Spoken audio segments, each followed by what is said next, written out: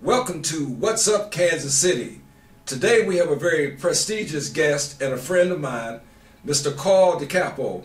And Mr. DiCapo, welcome to What's Up Kansas City. Thank you, Jim. It's nice to have you here today. Well, I've known you for all your life, so... That's right, that's right. And you know, that's really true because I grew up at 1129 Walnut with Mr. Joe Grisafi and Mr. G's Menswear. I used to deliver clothes up to the store, up to the restaurant.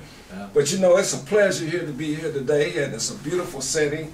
We're in one of our landmarks in Kansas City, the Crown Center condos, connected to the Crown Center Hotel, and I'm looking right across the street to Liberty Memorial. At the Liberty Memorial. That's true. So we are surrounded with beauty and glory today. And you're on my street. That's the Carl J. DiCapo Drive, and right in front of you. And which used to be Main Street. Main Street. They named it Carl J. DiCapo. Right. That is so nice. It was wonderful. It is wonderful. Tell us about Mr. Carl DiCapo, please. Carl. Yeah. I'm a Kansas City boy. I'm very proud of Kansas City. I was born at 119 North Lawn.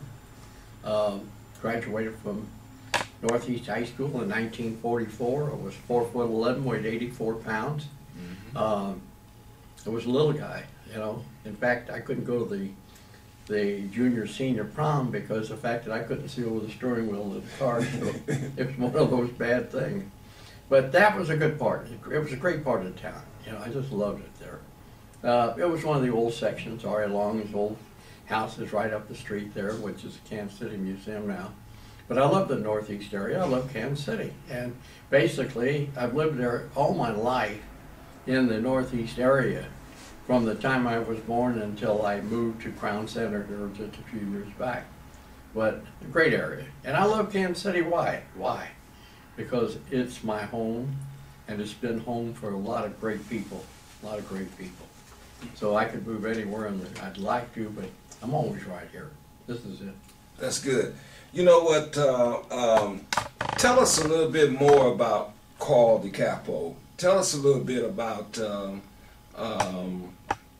some of your, not some of your activities, but give us some expression about who Carl DiCapo is. Well, I went to junior college after I graduated from Northeast, and went there for a year, and it was tough, man. Tough school. I came home and told my folks, I said, you know what, you do me honor. I was the first DiCapo that ever set foot in a university. And I said, but I'm not going back there. I said, man, that's something else. I'm studying 4 or 5 hours a night and not making very good grades. So I'm not really. He said, what do you want to do? I said, I'd like to go down to MU with my cousin Victor Maria. So I went down there and finished down at MU. And I was in pre-med. I've got a major in zoology, a major in history, minor in chemistry, major in chemistry, minor in history. And I got caught in the Korean War, and I never went in the service, but I never graduated from MU. So I was working for Internal Revenue for 5 years, and then my brother-in-law Ralph Bond called me one day, and he was down at the family business, the Italian Gardens, and he asked me, he said, we don't have a cashier tonight. Well, I cashiered from the time I was 6 years old, because I started working downtown when I was 6. My father had the Cortez shoe shop right in the midst of the Depression. And number one, you're very fortunate if you had a pair of shoes. Number two, you're very fortunate if you had something to eat. So I'd go down there, and the girls from all around would call, and I'd run over and get their shoes, and they'd continue to type barefooted, while I'd bring the shoes back to my dad. He'd put on a pair of heels, and I got a dime for it, okay? And I'd run back, give my dad the dime, and we did that. We survived. My dad was one of the greatest shoemakers of all times. He was in, they had a national, international shoe contest every year, and no one in the United States had ever won. You would take a pair of old shoes, you would fix one and send both of them to England. Well, they found out that someone in the United States had taken second place, and they thought someone in New York, but it was my daddy that did this. And they gave him all kinds of accolades. He got medals. They put his picture in the paper because he represented the United States as the best shoemaker. He used to raise canaries. Really? So we'd sit there and we'd have about 30 canaries in our shop at 219 East 10th Street. And every time he'd turn the motors on, all of a sudden, man, these birds would sing. Little old lady come in one day, and she used to come up and down, because she lived down on 10th Street. She said, Mr. Capel, would you sell me a pair of canaries? He said, well, sure. He said, a quarter for a male and a female. We put them in little cages. So knowing me, I go up and say, ma'am, are you going to start raising canaries? And she says, no. She says, my son's in jail and he wants them. Her son was Robert Stroud, Really? the birdman of Alcatraz, who became the foremost authority in the world on birds. And that's for my dad's canaries. And only in America could this happen. That's right. Only in America. I like that. I like that. You know, talking about your dad, tell us something about your family. I can consider your family a historical family in our community. Now, my dad came over when he was 12 years old, and he had 4 brothers, and they all came over. They went down the north end. They couldn't get jobs, but he had brought his lass with him, and he was a shoemaker at 12 years old. So he fed the family because he fixed everybody's shoes in the north end. So he fed the family while the other 4 brothers went out and got jobs, and did a great job. You know, my mother's father and mother came over from the old country, and they went down, and my grandfather opened up a stall down at the market, and he did real well down there with that. My mother's brother was the first Italian councilman in Kansas City. His name was Anthony Bavona. And it tells you don't get into politics because they killed him. They killed him. Right, don't get into politics. My second uncle, my uncle Nardo Bavona, owned the Oriental Club, which is down on 5th Street, and the building is still there right next to the French restaurant. And when I used to go in there, and he used to have these great entertainers that were in the 30s, a great, you know, when you talk about jazz, you're talking about Kansas City. You're talking about New Orleans, Kansas City was second. So we used to have there, and the guy came, and he used to come play the piano, and I'd go over there, and he'd put me on his knee, and his name was Cab Calloway. Really? Yeah. So we had Cab Calloway, and he'd put me on his knees, and I'd go in there and talk to Mr. Calloway, and he'd talk to me, and he knew my name and all. So in the 50s, Cab Calloway came back to be at the Starlight Theater. Okay. So one day I see him coming from the Ulec, and I see him walking, and he comes in the restaurant, and I walk up to him, and I said, Mr. Calloway, you do me a great honor. God bless you. Nice to see you again. And I put him in the 3rd booth there. So he's eating, and he keeps looking at me, and he keeps looking at me, and he keeps looking at me. So I said, how's the food, Mr. Calloway? He says, I can't remember. Do I know you? I said, you mean you forgot me? He says, what? I said, you mean you forgot me? He says, well, where do I know you from? I said, did you ever hear of the Oriental Club? He said, you mean Nardo Bavona? You're the kid who used to sit on my lap. That's it, God love you. Oh, it was great. And that was it. I had 2 sisters. Josephine Vaccaro, she married Charlie Vaccaro, and then my sister Carolyn, she married Ralph Bondin from the Italian Gardens. So I ended up being a cashier there. And I started there in '53, and I was there for 46 years, and I left in 1999. I got to know everybody in Kansas City. It was a magnificent restaurant. We gave my 2 uncles, we always dressed with a white shirt on, we always had our jackets on, and my 2 uncles, Johnny Bonin and Frank LaPerry, taught me the restaurant business. I ended up being in the Hall of Fame for the state of Missouri, the restaurant industry. And it was just amazing. It was a great ride. I met everybody. I met everyone. You name it, and I got it. One night, Jimmy V comes in, and he's got 5 coaches. He's got the coach from Georgetown, the coach from Maryland, the coach from UNLV, the coach from one other he had besides him, and we were there until 3 in the morning. So we had this young man by Mr. McCool that works for Russell Stover Standing. So at about 12 o'clock, he turns to my son and he says, I got a basketball in the car. Do you think these coaches would sign it? And he said, well, go get it. They all signed it to him, you know.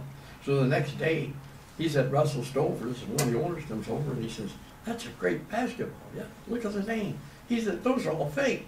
He says, No, they're not. He said they're all. He said those are all. He said call Carl DiCapo and ask him when we weren't there till 3 in the morning.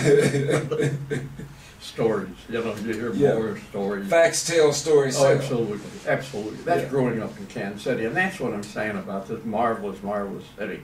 And I sat there, and then finally at the end, you would see maybe a car go by every 10 or 15 minutes in the old days. In 1933, when I was there, you couldn't walk on the sidewalks during lunch hour. It was the second busiest street in the United States. The second in the United States. I used to have to walk up and down, run up and down the alleys because you couldn't walk on the streets. They were so crowded. Then you never saw anybody anymore. Right, right. And everybody moved out into the suburbs, so it takes. Right. Let's talk about your civic contributions. I belong to 22 non-for-profits. Wow. I do this because the Liberty Memorial, they said at the time, we closed in 1994, and Mayor Cleaver said if you raise $5 million, we'll put it on the ballot. Well, we raised $5 million. I went down to Jefferson City with Ronnie DePasco, our senator, and we were able to get from the veterans $5 million. Don Hall gave us $3 million. Mr. Kemper gave us $1 million. Julie Irene gave us $1 million, you know, and it kept going. We put it on the ballot, and the day we had to get 60% of the vote. And the day of the election, we had a veteran at every polling place with the American flag in their hat. We got 64% of the vote. So that gave us another $45 million, 30 for the endowment and 15 to repair it and bring it back to that. That's part of it. Bill Dunn, God bless Bill Dunn. You ever heard of the Second Chance, the Kansas City Crime Commission? Yes. I was chairman of the Crime Commission. And Mr. Dunn says, what do you do about the prisoners that come back into Kansas City after they serve their time? I said, I don't worry about that. I worry about putting the bad people in jail. We're #1 in the United States. He said, but somebody's got to do it. There's 4,000 prisoners that come into Kansas City every year from surrounding penitentiaries. And within 3 years, 83% go back into prison. Okay? Well, he gave us $500,000, and we started this thing called the Second Chance. Right now we have 288 prisoners. 288 prisoners have been out of jail. Only 8 went back. The rest of them, we've got them jobs, we're taking care of them, we're doing what needs to be. Our God gave everybody a second chance. Why not we give these people? They deserve this. Everybody makes a mistake sometime in their lifetime. That's right. You know? That's right. So you basically watch what we're doing with these people today. Right. And it's going all over the country. Everybody's talking about Kansas City. VA hospital. They came and asked me, and I helped them redo the board. We got 3,000 patients a day at VA hospital. We got these kids that are coming back from over there, and I'm just telling you, some of them just break your heart. Just break your heart. These great, great kids. They fought for our country, and they're having a terrible time. You know, Ag Hall of Fame. It's the only one in the United States. It's the mother of America. They take everything away from us. They've taken all our jobs. They've taken our clothing. They've taken our steel. They've taken but they can't take our agriculture. We're still feeding 43% of the world. That's right. The #1 company in Kansas City, #1 as far as employment. Who is it? Do you know? No, I don't know. Well, you know, you got General Motors and you got Ford, but you know what it is? The National Dairy Farmers. Okay. The National Dairy Farmers of the United States, they're #1 in Kansas City in employment. Okay. You know, this is what you have. I got Don Bosco. I've got the agriculture. I mean the Corinthian Hall. I've got Rotary. How can I not say Rotary? You know, I got the Kansas City Restaurant Association, the Greater Kansas City Restaurant Association. I've even got this dancing for culture that. The Boy Scouts. I'm now head of the Explorer for all the kids. We want to do that. Metropolitan Community College. The great things, we got about 45,000 students in the Metropolitan Community College. We can take a kid, especially with this downsizing. A lot of parents couldn't send their kids out of town. All you need to do is get a 2-year education here, and then you go. And then you're saving yourself a lot of money, but you're giving these kids a chance. Desegregation Monitoring Committee, 11 and a half years I was on that. We took that, we spent the money, we spent $1,600,000. The kids still couldn't read, still couldn't read. It's a tough situation with such a have. But then my church, I just finished doing a Redemptorist Church. We had a capital campaign. Where is that located? Right up here on the corner of Linwood and Broadway. Okay. A beautiful church. Yeah, it is beautiful. And then you go on and on and on. I got a list of everything I do that I'm going back and forth here and there and what. Some of the things you have to do. Right. We've got these not-for-profits. Can we allow them to just not do what they have to do? Right. It doesn't happen. You got to make certain that everybody's making a living here now. Right.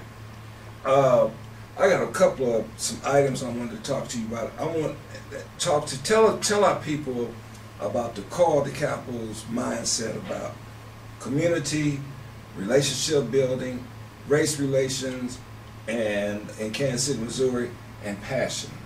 So we'll start with community. Okay, community. Community is everybody lives together. Where I grew up, where my family grew up, was down the north end. Okay? Down the north end. Who did you have down there? Well, if you had the Frenchmen at the time when they first came over, then you had the Germans, and you had the Irish. And then when you had the Irish, and then you had the Jews. The Jews came in. The Italians came in. The blacks came in. We lived as one community. We never had a problem. You live next door to who? Doesn't matter what your color was. You live next door to great people. And that whole area down there was just magnificent. That's community. That's community. Race relations. Race relations. You're not any different. The blacks aren't any different today than when we were when we came here. The blacks down, all these kids are in jail right now. Why? Because they don't have an education.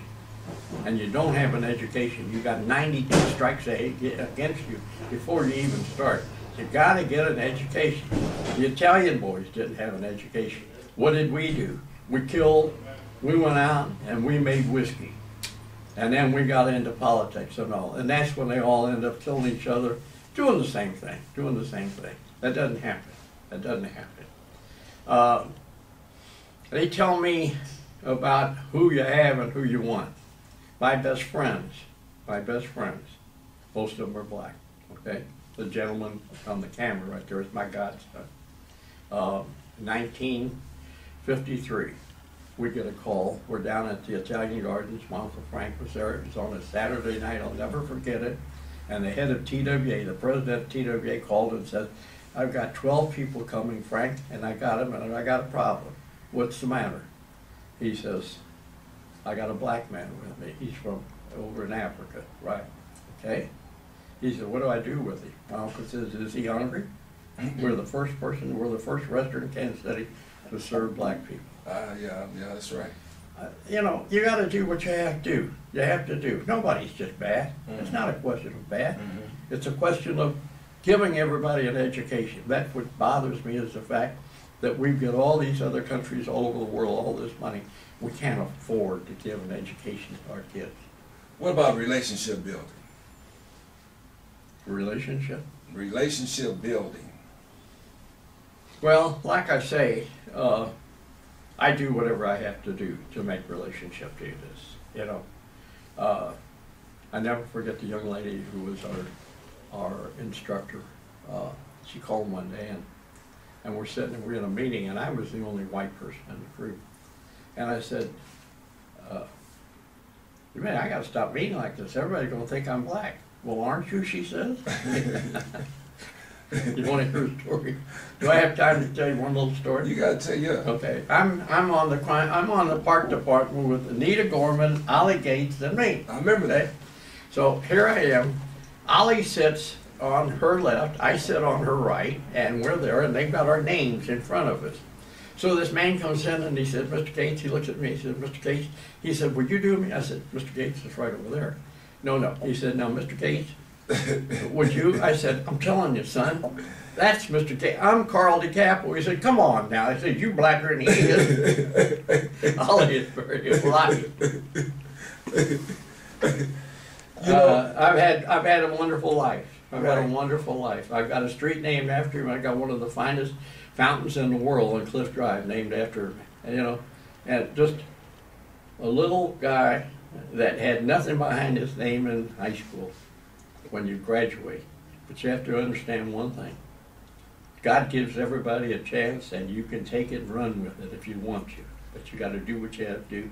Say the things, make certain that you don't lie and cheat to anyone. Right. And that's how I'm able to raise money for everybody. Well, let me ask you this. Tell us something about passion, because I mean, you just inspire me as a guy with a lot of passion. I have passion when I speak. The Native Sons named Buck O'Neill and I as the Kansas City of the Year. Okay? So we're there at dinner, and they get time for speak. So Buck gets up and he said, "Carl, you speak first." I said, "Come on, Buck. You're older than I am. I know Buck. I know how he speaks. Right. I know what he does." So I said, "You speak first." So he could speak. Well, when I get up and I speak, I go after the people. I put a lot of passion in it.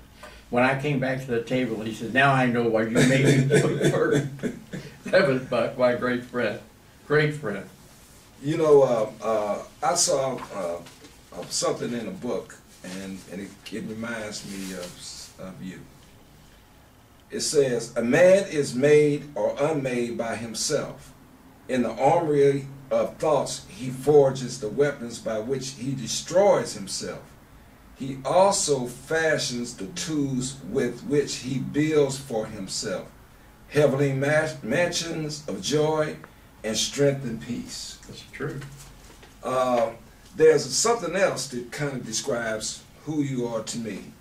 I'm reading this book called Aspire, and so it's about words. It's about this old guy who is an etymologist, and this young guy wants to learn words. So this guy is 79, 80 years old. He's in a senior citizen home now. And so he spends every Thursday with this guy just studying words. Words are learning how to express himself as a master. And it's a word called Jin Shai. And Jin Shai means that you should never treat another person in a manner that would make them feel small. That's Mr. Carl DiCapo to me. Jin Shai. Well, again, when I went down to the gardens, I used to see these salesmen come in, and they wouldn't speak to me. They would speak to my uncle or my brother-in-law, the bosses. And I said, that's never going to happen when I become head of this restaurant. Mm-hmm. They better speak to everybody when they come in through here. Mm-hmm. I don't care who it is.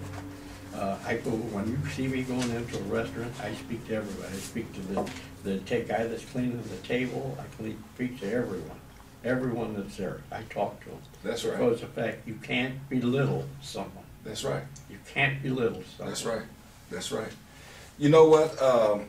We're coming close to the end of our show, and today we've had Mr. Carl DiCapo, a historic icon in our community and a friend of ours. Carlos Nelson, the producer of the show, is his godfather. That's how he crosses over to people's lives. Jin Shai. Jin Shai, I want you to remember that. But I would like to thank our viewers and supporters for our progress. We have experienced over 17,000 hits to What's Up Kansas City, and we're very gratified by that. Only because of you out there, folks, that we are having the progress and the blessings that we've had thus far. And again, I would like to extend a heartfelt gratitude, a very deep heartfelt gratitude to our viewers. It's a very humble experience from you, our supporters. And today, on this very historic day, with our interview with Mr. Carl DiCapo, we would like to thank you very much, and God bless you and your families, and let's make this a great day. Always remember this. Always remember this. I learned this when I was a Cub Scout. By the way, I was an Eagle Scout in the tribe of Mickasay, Mr. DiCapo. To look sharp is to be sharp. And thank you, Kansas City, and whatsupkansascity.net.